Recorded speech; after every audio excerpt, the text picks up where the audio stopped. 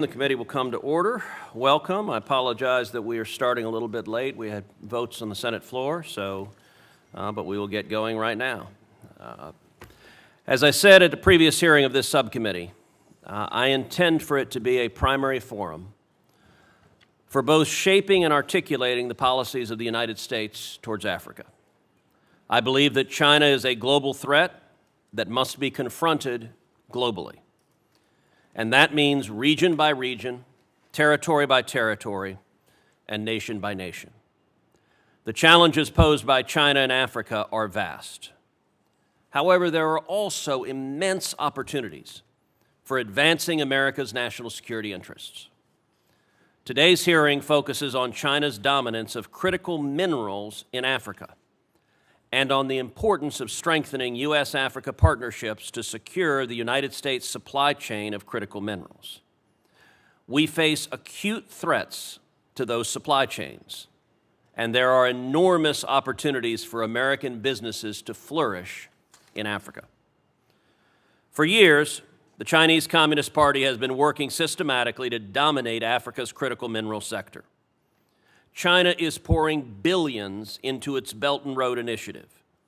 It uses infrastructure loans to trap African nations in debt and then leverages that debt to secure mining rights, as it does in so many other contexts to advance Chinese interests. China has gained control over cobalt, lithium, and other rare earth minerals in countries like the Democratic Republic of Congo, Tanzania, and Zimbabwe. The CCP's activities have enabled China to attain a dominant global role in the processing and refinement of critical minerals and to dramatically influence global supply chains, availability, and prices. Today, China refines more than 70% of the world's cobalt and controls a vast share of rare earth processing. That should alarm every American because it means the economy, the energy transition, and even the defense supply chains depend on the Chinese Communist Party. The United States relies heavily on China to refine critical minerals, even those that originate in Africa. It is a glaring, persistent, and acute national security threat. No doubt, wherever possible, we should be seeking to onshore our critical minerals supply chain. In my home state of Texas, there are bold initiatives taking place to ensure that for certain minerals, the entire chain is in the United States, from mining through manufacturing.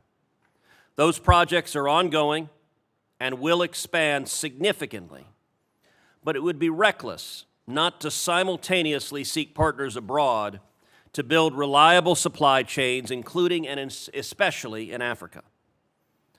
Under the Trump administration, and thanks to President Trump's leadership, that is exactly what the United States is doing, and that will be the focus of this hearing. Creating opportunities for American companies to enter the African market and to build lasting partnerships is essential to shaping a more secure future in Africa. The extraction, processing and refining, and manufacturing of critical minerals is complex, but it is also an opportunity to shape U.S. and to reshape U.S.-Africa relations from aid-based to investment-led engagement. One of our most promising opportunities is the Lobito Corridor, which has emerged as a strategic alternative to China's Belt and Road. Minerals and security are directly linked to the U.S. national interest. In the DRC and Rwanda, tensions over mineral-rich regions have fueled regional instability for decades. The upcoming peace agreement and the new regional economic integration framework presents a rare opportunity to achieve stability while securing access to strategic resources. But if we fail to act now, China will be able to shut the United States out of Africa entirely. That is unacceptable. The administration is pursuing an emerging commercial diplomatic strategy. We are providing tools and demonstrating to our African partners that America is a reliable partner. U.S. businesses should be integrated into the strategy and work in tandem with commercial advocacy. I look forward to hearing today's witnesses, the Honorable Jonathan Pratt and Scott Woodard, testify on this important issue. And with that, I now recognize Ranking Member Booker for his opening statement.